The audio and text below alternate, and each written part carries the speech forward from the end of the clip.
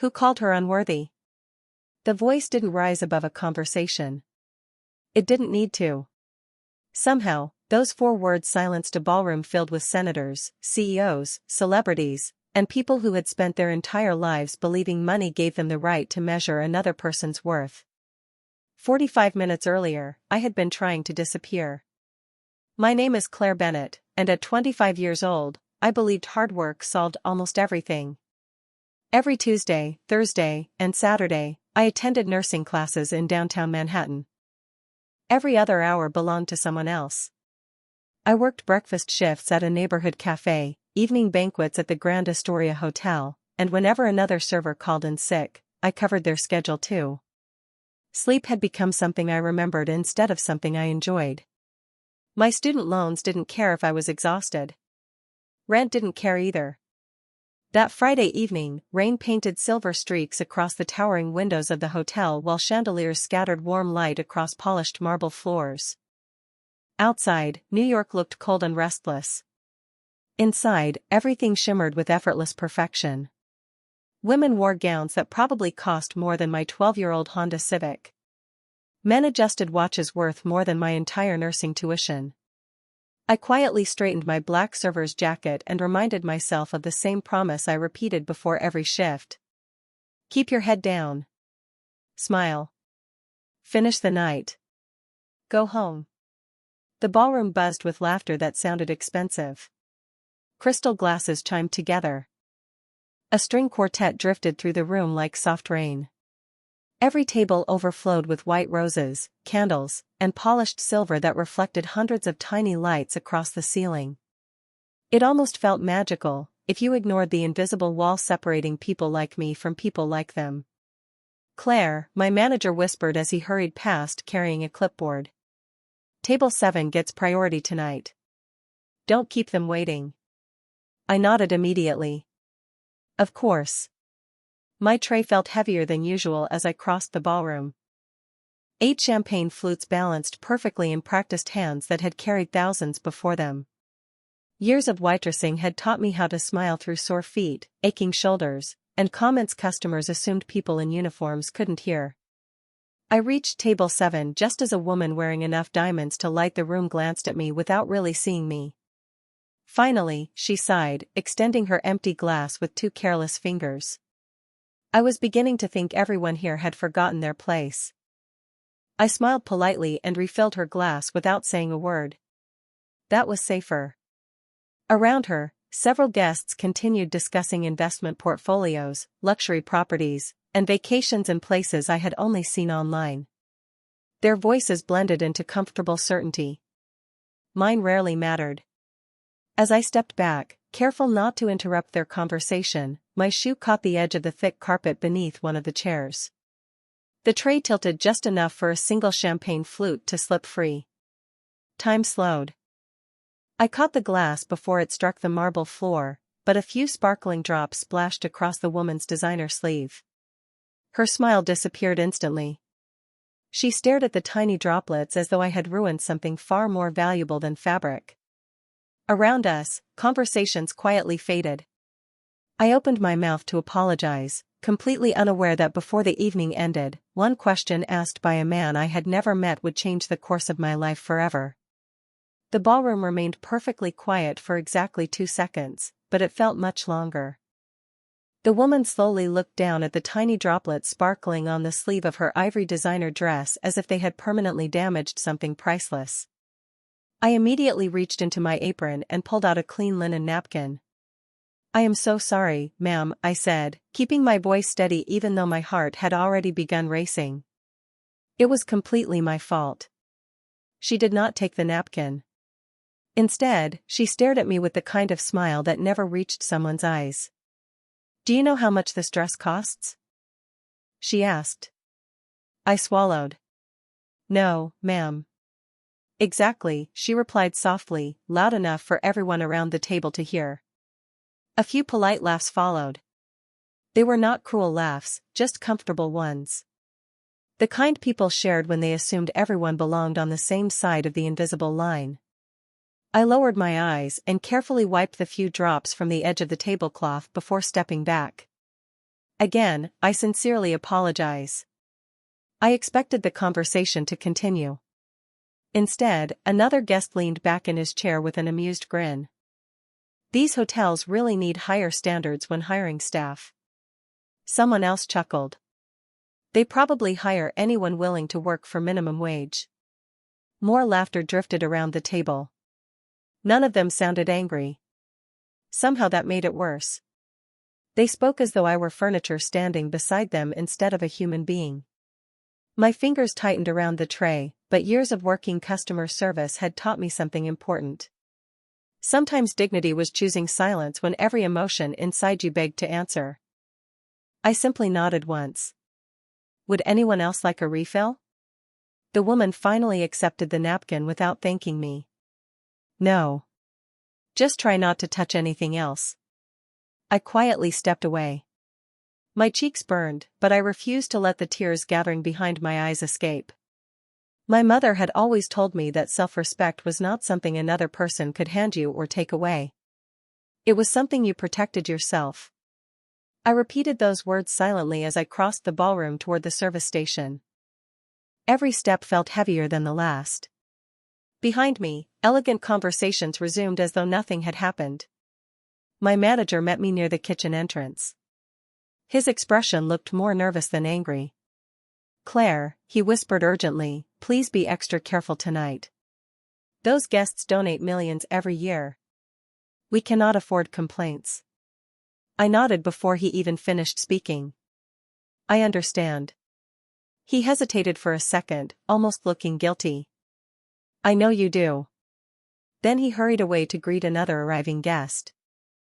I took one slow breath and reached for another tray of champagne. My hands had stopped shaking, but something inside me felt strangely hollow. The orchestra began another beautiful piece while waiters moved gracefully between tables. The evening continued exactly as planned for everyone except me. That was when I noticed something unusual. Near the grand entrance, several hotel executives who had been confidently greeting guests only moments earlier suddenly straightened their posture. Security personnel discreetly adjusted their earpieces. Conversations softened without anyone asking them to. No announcement echoed through the ballroom. No cameras flashed. Yet an invisible current swept across the room as if every person instinctively sensed someone important had just arrived. Curious, I glanced toward the entrance while pretending to arrange fresh glasses on my tray. Through the shimmering reflections of crystal chandeliers, I saw a tall man in a perfectly tailored charcoal suit step inside with calm, unhurried confidence. He did not wave. He did not smile. He simply walked forward, and somehow the crowded ballroom seemed to create a path for him without a single word being spoken. I had never seen him before, but something told me the entire night had just changed. I watched him for only a second before another guest stepped into my path asking for sparkling water, and training pulled me back to work before curiosity could. I delivered drinks, cleared empty plates, and smiled whenever someone looked my way, but something had changed inside the ballroom. The atmosphere felt sharper, quieter, almost expectant. Even the hotel staff moved with greater precision, whispering instead of speaking. I leaned toward another server as we exchanged trays near the service station.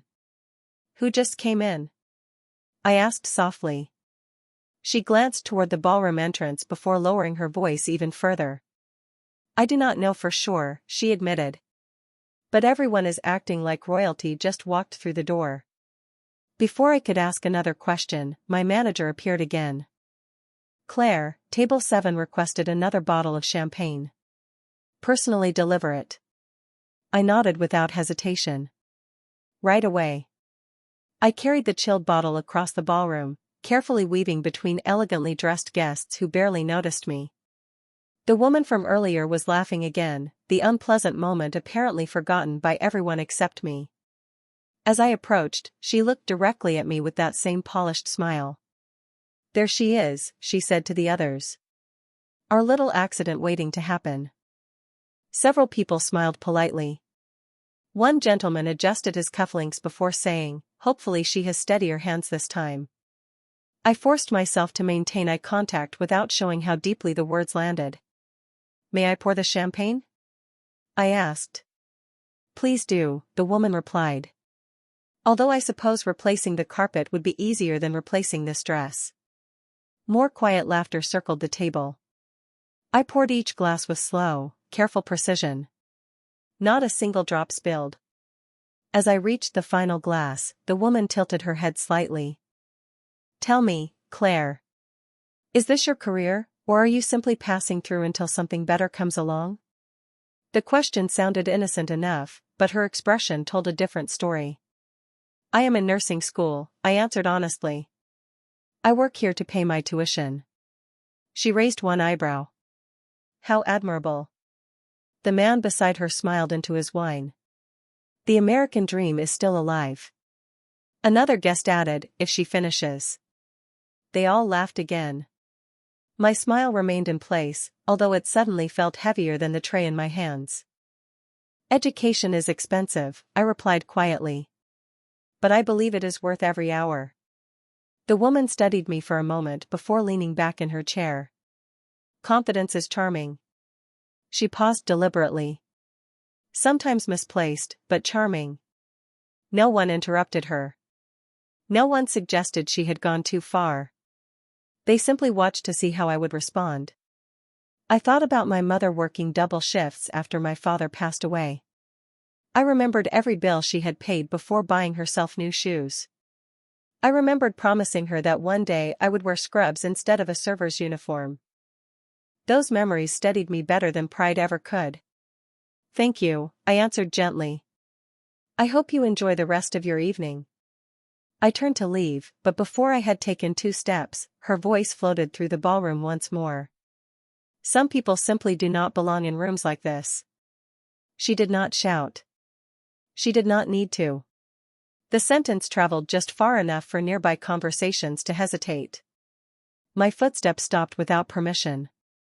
I did not look back. I only stared ahead at the polished marble floor reflecting hundreds of tiny lights. Then, from somewhere behind the guests, another voice spoke with calm certainty. That depends entirely on who gets to decide.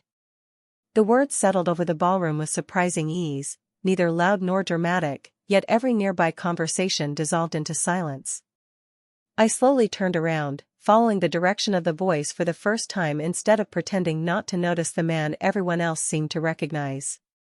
He stood only a few feet behind table 7, his charcoal suit perfectly tailored, his posture relaxed, his expression unreadable. Dark hair framed a face that looked almost too composed for the tension quietly spreading across the room. His eyes moved across the guests before finally resting on me for the briefest moment. They were calm, observant, and impossible to read. Then they shifted back to the woman seated at the table. No one spoke. Even the musicians seemed uncertain whether they should continue playing. My manager appeared frozen near the service entrance, while several hotel executives exchanged anxious glances. The woman recovered first. She offered a practiced smile that suggested she knew important people everywhere. Good evening, she said politely. I do not believe we have met. The man inclined his head slightly. Perhaps not. His voice remained even, almost conversational. But I happened to hear your last comment. She laughed softly, as though dismissing an amusing misunderstanding. Oh, I was only making conversation. Nothing serious. He looked around the table, giving every guest the same measured attention. Interesting, he replied. Because everyone else stopped talking. No one laughed this time. I stood perfectly still, my tray suddenly feeling weightless in my hands. Every instinct told me I should quietly excuse myself, return to the kitchen, and let people far above my place settle whatever this had become. Yet my feet refused to move. The woman crossed one leg over the other with graceful confidence. Surely you are not concerned over an innocent remark made during dinner. He did not answer immediately. Instead, he reached for an untouched glass of sparkling water resting on the edge of the table. He examined it for a second before setting it down exactly where it had been. The tiny movement somehow carried more authority than shouting ever could. Words are rarely innocent, he finally said. They reveal habits. Habits reveal character. A quiet murmur drifted through nearby guests before disappearing again. Someone behind me whispered a name I could not quite hear. Another person immediately hushed them. My heartbeat grew louder inside my own ears. The woman smiled again, although this time it looked carefully controlled. "May I ask who you are?" she said. For the first time, one of the hotel executives hurried forward. Before he reached the table, he respectfully stopped several feet away. "Good evening, Mr. Moretti," he said, almost bowing his head. "We are honored to have you with us tonight." The name meant nothing to me, but judging from the expressions surrounding us, it meant everything to everyone else. Several guests straightened in their chairs. Others quietly lowered their eyes. My manager looked as though he had forgotten how to breathe.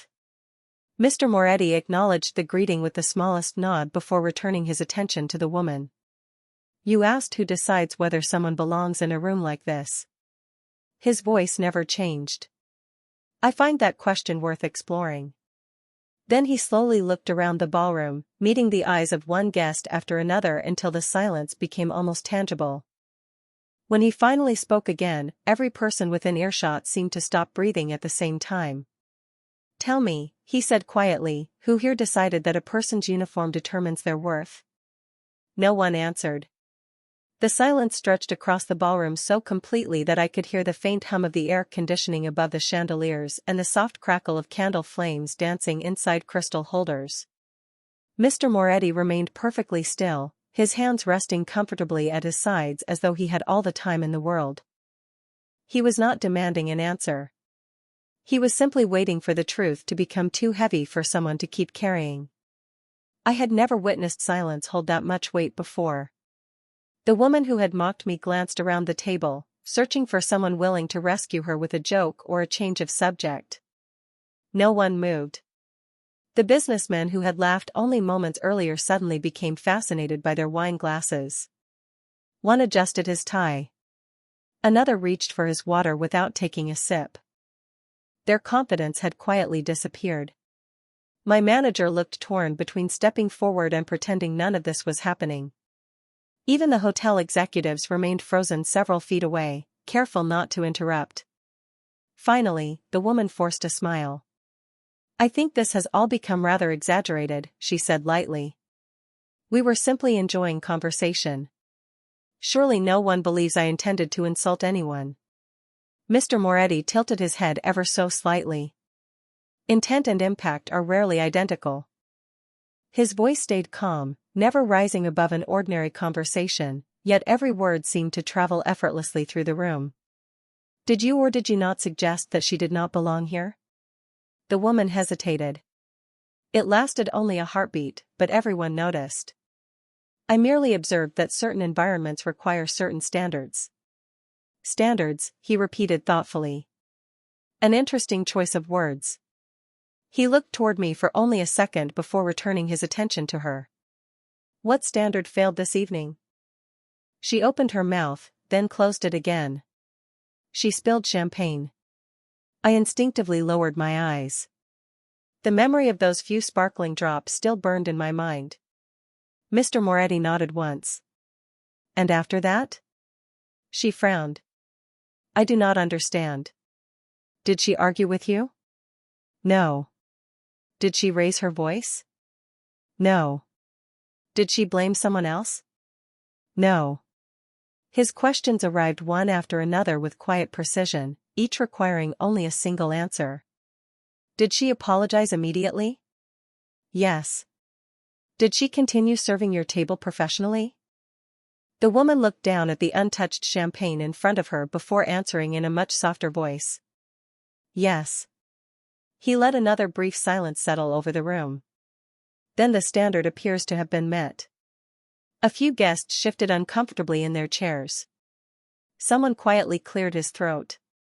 I could feel dozens of eyes moving between the two of us, but I kept both hands firmly around my tray, trying to make myself invisible. Instead, I felt more visible than I had ever been in my life. The woman exhaled slowly. Perhaps I was harsher than necessary. It was the closest thing to an admission she seemed willing to offer. Mr. Moretti studied her expression without satisfaction or anger. Honesty usually arrives one step at a time, he said. You have taken the first. She looked down at the white tablecloth, avoiding his gaze completely now. Then yes, she admitted quietly. My comments were unfair. The words were barely above a whisper, but they echoed through the silent ballroom with surprising force. For the first time that evening, I realized this was no longer about me alone. Every person watching was being forced to examine the invisible judgments they made every day without ever speaking them aloud. Mr. Moretti gave a slow nod, then turned his attention toward me, and when our eyes met, I had the unmistakable feeling that the evening was only beginning. For a long moment neither of us spoke. I had spent years imagining what it might feel like for someone to stand beside me when I was being treated unfairly, yet now that it was actually happening, I wished the polished marble floor would simply open beneath my feet and let me disappear. Every guest in the ballroom seemed to be watching, and I had never wanted attention less. Mr. Moretti broke the silence without ever raising his voice. Miss Bennet, he said, looking directly at me, did you respond with respect throughout this evening? I blinked, surprised that he was asking me instead of speaking for me. Yes, sir, I answered quietly. Even after you were embarrassed in front of an entire room? I hesitated before nodding once. Yes, sir. His expression did not change, but something in his eyes softened for the briefest instant. Then he turned toward the hotel's general manager, who had hurried over and now stood nearby with visible concern. How long has Miss Bennet worked here? The manager cleared his throat. Almost 2 years, Mr. Moretti. Any disciplinary record? None. Customer complaints before tonight? No, sir. She has always been one of our most dependable employees. Mr. Moretti nodded thoughtfully. Then tonight is not a reflection of her character. He allowed the sentence to settle before continuing. It is a reflection of ours. The words landed with surprising force. Several guests lowered their eyes. The woman who had mocked me stared silently at the untouched champagne in front of her. No one attempted to defend themselves anymore. Mr. Moretti slowly looked around the ballroom. A hotel like this prides itself on exceptional service, he said. But service should never require someone to surrender their dignity. His calm voice carried effortlessly through the room. Respect cannot flow in only one direction. The general manager immediately straightened his posture. You are absolutely right, sir. Mr. Moretti looked back at him. Then I believe the appropriate response is obvious. The manager swallowed hard. Yes, sir. Without another moment of hesitation, he turned toward me. Miss Bennet, he said sincerely, on behalf of the Grand Astoria Hotel, I owe you an apology. You fulfilled your responsibilities with professionalism, and we should have ensured that you were treated with the same respect you offered every guest. My heart skipped. In nearly 5 years of customer service, I had never heard management apologize to an employee in front of customers. I quickly shook my head. You do not have to do that. Actually, Mr. Moretti replied gently, he does. His tone carried no anger, only certainty. Respect is most meaningful when it is demonstrated publicly after disrespect has been shown publicly. The woman slowly stood from her chair. Her confidence from earlier had completely disappeared. She looked at me, and for the first time all evening, I saw something that resembled genuine humility instead of polished social confidence. Miss Bennet, she said quietly, I spoke carelessly. I judged you without knowing anything about you, and I am sorry. I searched her face, unsure what to say. Every painful word she had spoken earlier remained fresh in my memory, but so did the lessons my mother had taught me about grace. I offered a small nod. Thank you, I replied softly. I appreciate your apology. A quiet breath seemed to pass through the ballroom all at once, as though everyone had been waiting for permission to breathe again.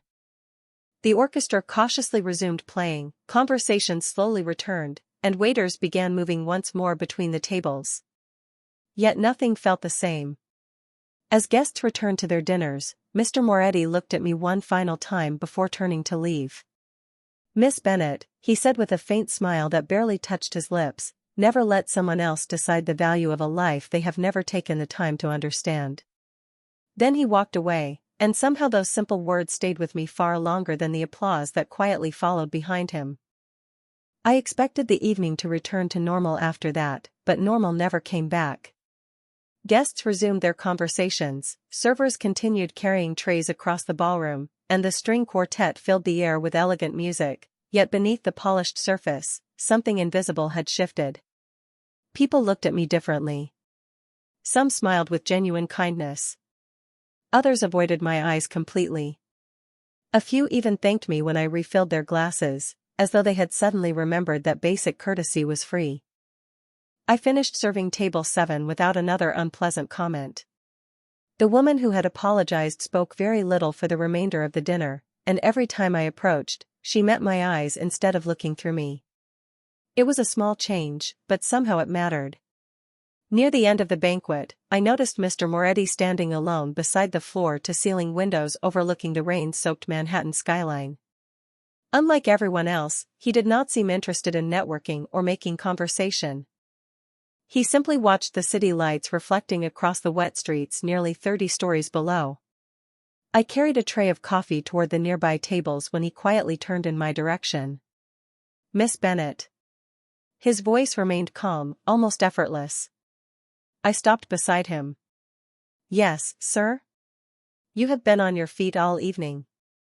I smiled politely. "That is part of the job. You handled yourself remarkably well." I lowered my eyes for a moment. "Thank you." An awkward silence settled between us, though it did not feel uncomfortable. It felt thoughtful. Finally, he asked, "Does tonight happen often?" I knew exactly what he meant. I could have told him about customers who snapped their fingers instead of saying "excuse me," people who refused to learn my name after months of seeing me every week, and strangers who assumed wearing a uniform meant I had stopped having dreams. Instead, I answered honestly. "Not every night." I paused before adding, "Often enough." He studied the rain beyond the glass. "And yet you stayed respectful." I shrugged lightly. "Because my character belongs to me. Other people's behavior belongs to them." For the first time that evening, I saw the faintest hint of surprise cross his face. It disappeared almost immediately, replaced by something that looked remarkably close to admiration. "Your mother taught you that?" he asked. I smiled without thinking. "She did." He nodded slowly, as though storing the answer somewhere important. Just then, one of the hotel executives hurried toward us carrying a small velvet envelope. "Mr. Moretti," he said with an eager smile, "the board would like to offer Miss Bennet a recognition bonus for her professionalism this evening." He held the envelope toward me. $5,000. I stared at it in complete disbelief. $5,000 would cover nearly an entire semester of nursing school. My fingers instinctively tightened around the coffee tray. Before anyone could misunderstand, I gently shook my head. "Thank you very much," I said sincerely, "but I cannot accept it." The executive blinked. "You cannot?" "No, sir." He looked genuinely confused. "May I ask why?" I took a slow breath. "Because I came here to do my job. I appreciate the apology more than any check. If I accept money simply because someone treated me unfairly, it will feel as though my dignity has a price. It does not." Complete silence returned once again. The executive slowly lowered the envelope. Across from me, Mr. Moretti never looked away. There was no disbelief in his expression now, only quiet respect. After several long seconds, he gave a single thoughtful nod. "That," he said softly, "is an answer very few people in this room would have given." The banquet ended just before 11 o'clock, and by the time I finished polishing the last tray and hanging my black server jacket inside the employee locker room, the hotel had grown strangely quiet. The laughter, music, and endless conversations had faded into the distant sounds of cleaning crews and rolling carts. I changed into my faded blue sweater, slipped my nursing textbooks into my backpack, and walked toward the employee exit.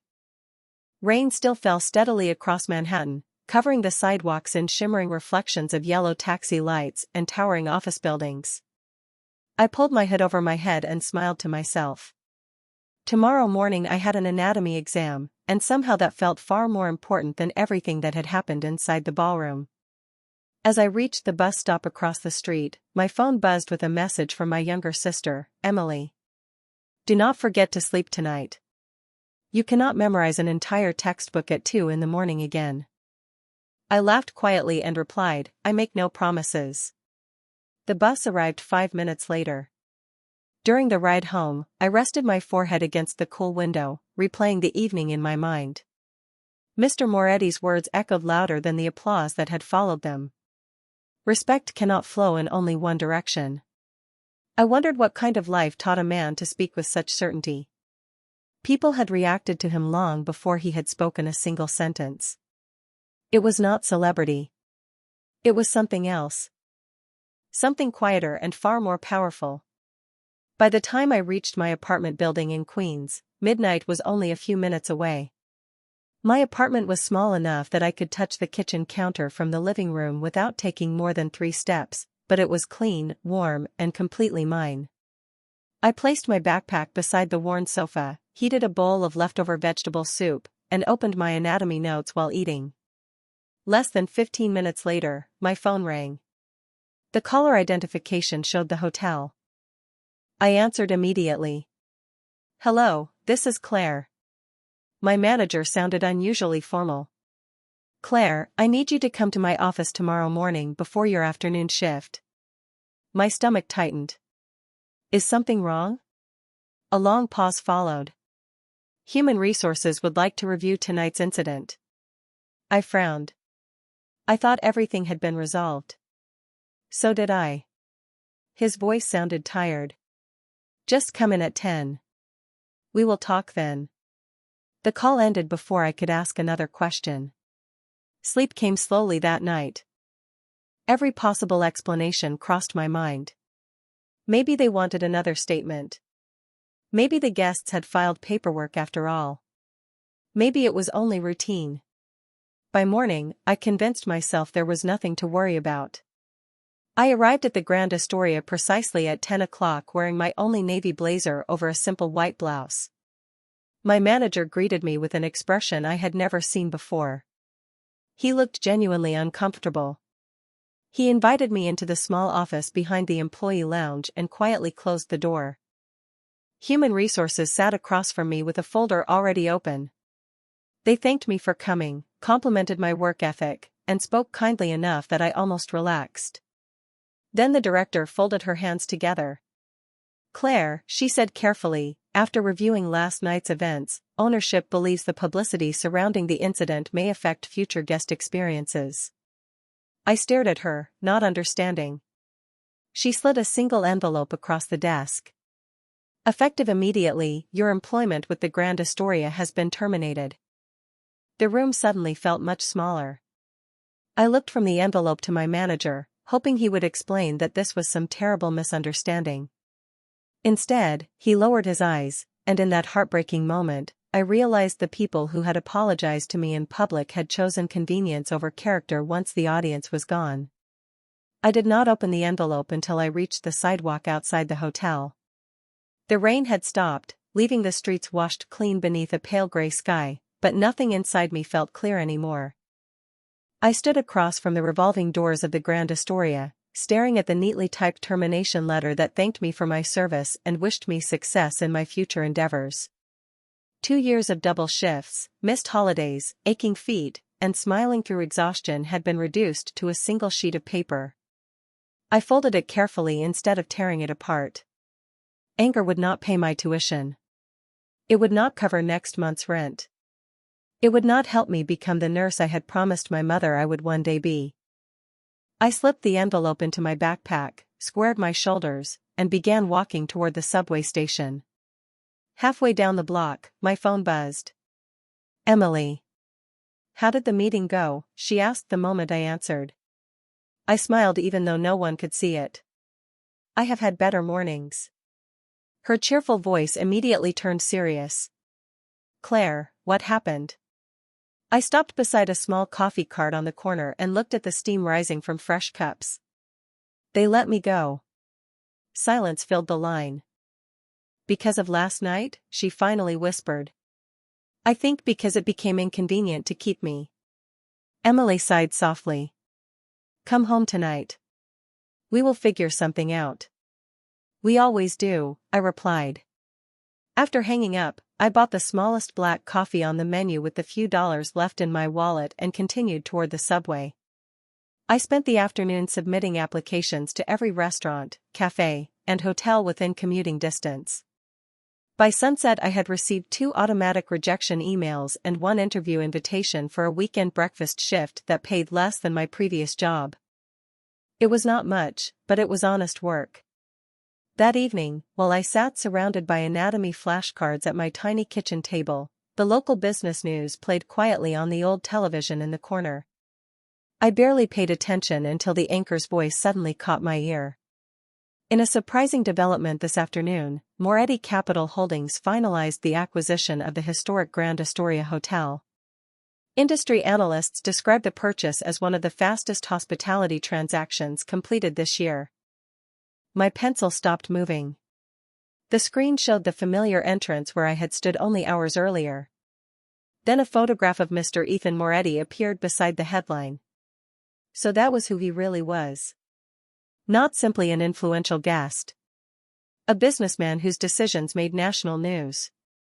I stared at the television, remembering the calm certainty in his voice and the way an entire ballroom had instinctively listened when he spoke. Before I could process the report, another notification appeared on my phone.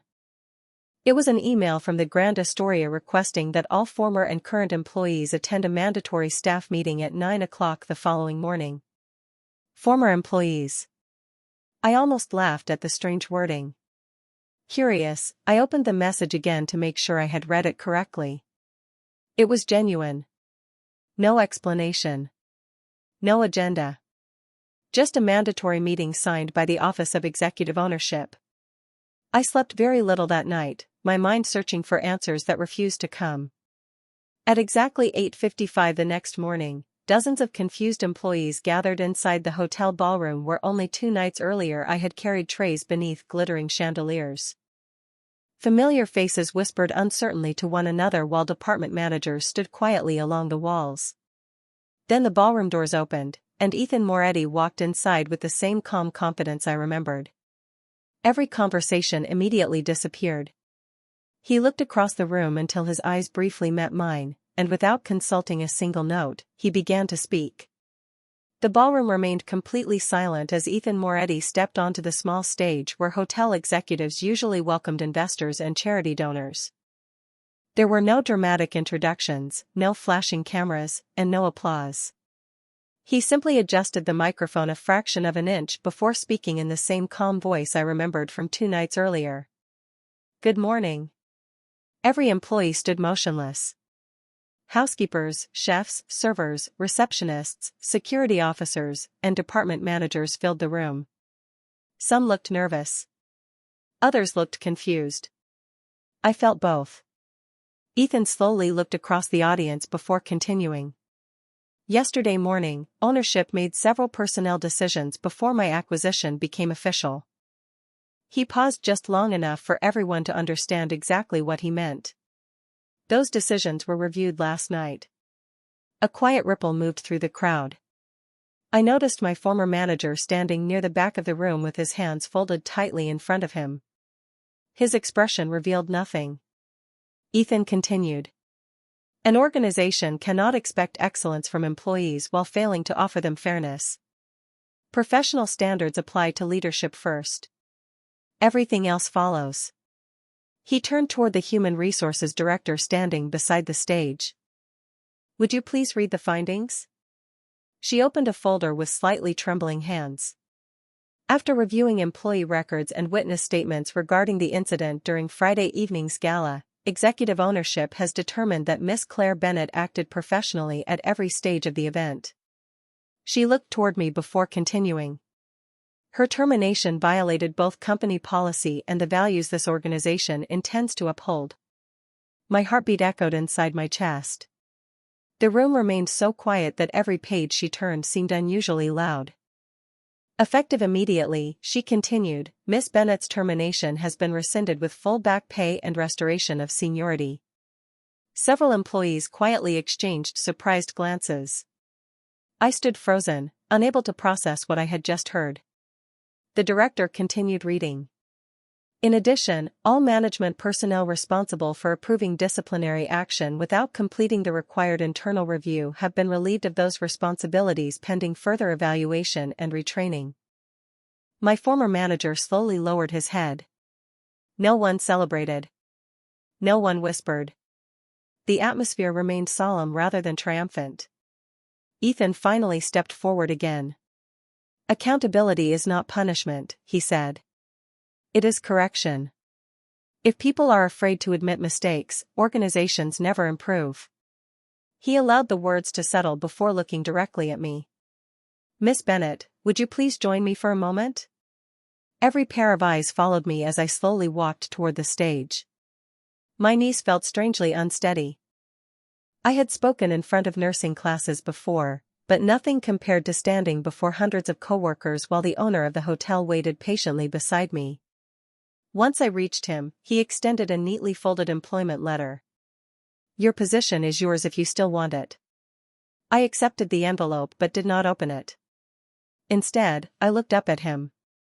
May I ask you something? He nodded once. Of course. I took a careful breath. Did you buy this hotel because of me? A faint smile almost appeared before disappearing again. No. He answered without hesitation. The acquisition process began months ago. I felt an unexpected wave of relief. Then why change everything? He looked across the employees filling the ballroom. Because buildings can be purchased overnight, he replied quietly. Trust cannot. I lowered my eyes to the letter in my hands before slowly handing it back to him. A wave of confusion swept through the room. Ethan looked at me with genuine curiosity. You do not wish to return? I shook my head gently. I am grateful beyond words. But if I come back now, I will always wonder whether I earned my place or whether someone powerful gave it to me. I need to build my future the same way I always planned to. One honest shift at a time. For the first time since I had met him, Ethan Moretti seemed completely speechless. I left the Grand Astoria carrying nothing except my backpack and a quiet certainty that I had made the right decision. The autumn air felt cooler than it had the day before, carrying the scent of rain and roasted coffee from a street vendor on the corner. My future was still uncertain. I still needed another job.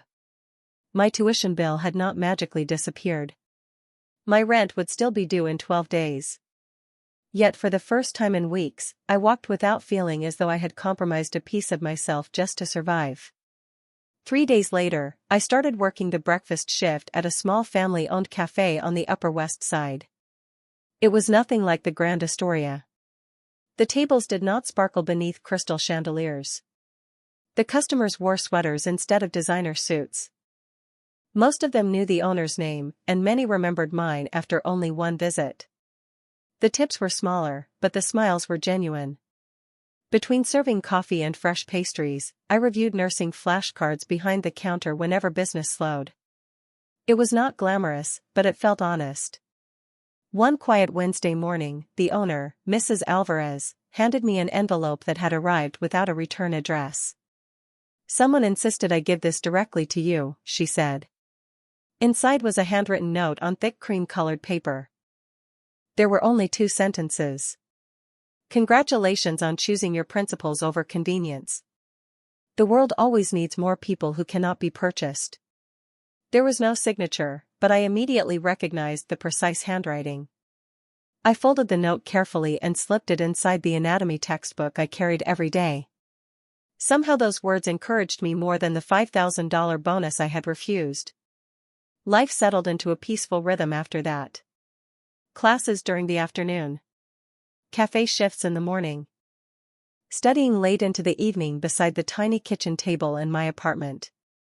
Then, almost 2 weeks later, something unexpected happened. I was wiping down a table near the front window when two sharply dressed strangers entered the cafe. They ordered nothing. Instead, they quietly looked around before one of them approached the counter. "Miss Bennett?" he asked politely. "Yes?" He offered a respectful smile. "Our employer asked us to deliver a message."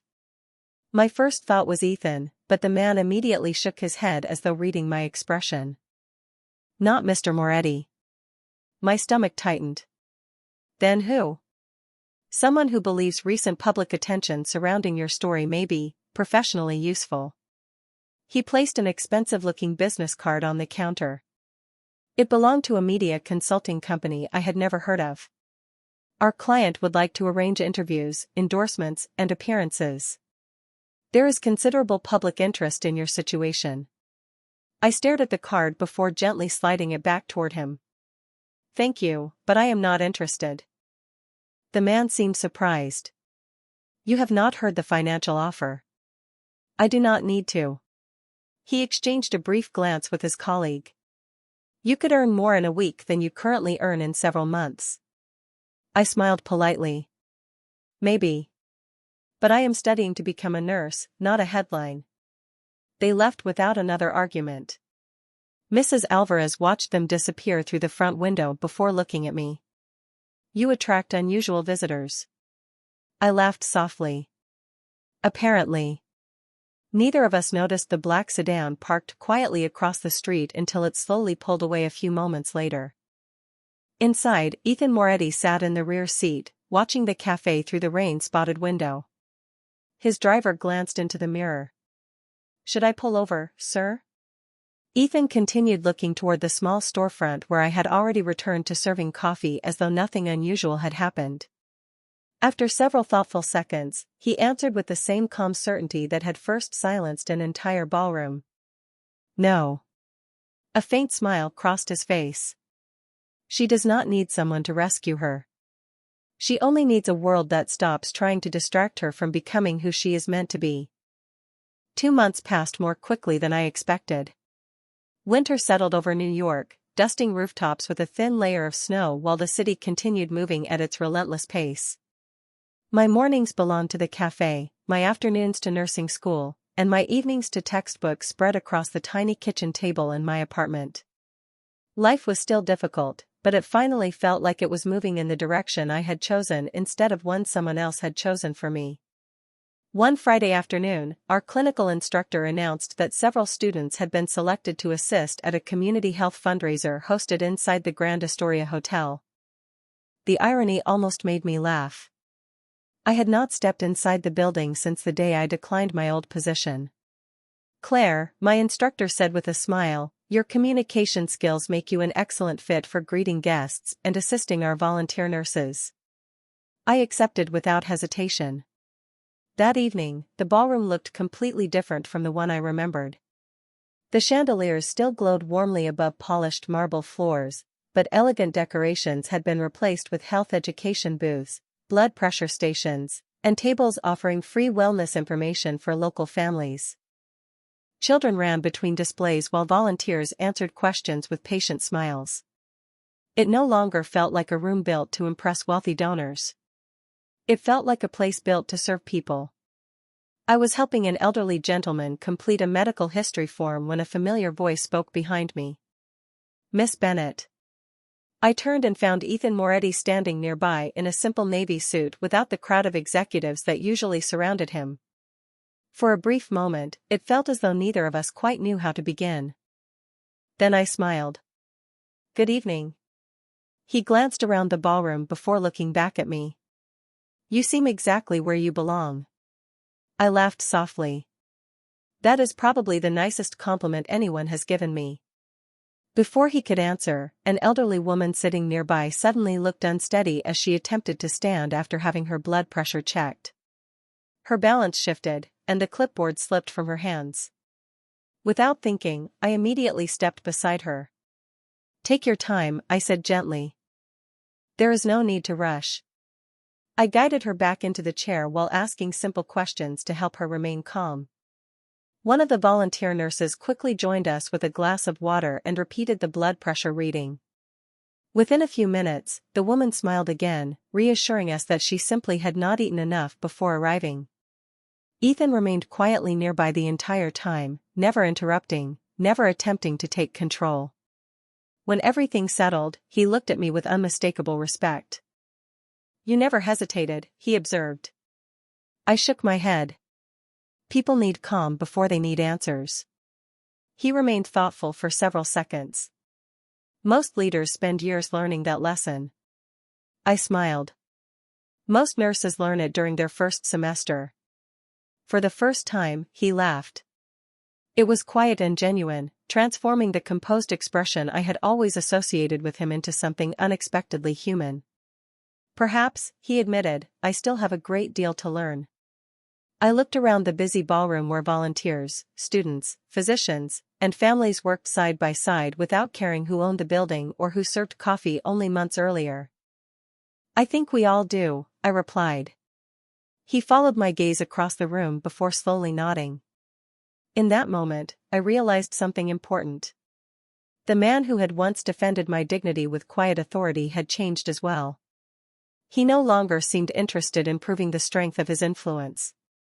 Instead, he seemed determined to discover the value of using it with humility, and somehow that transformation mattered just as much as my own.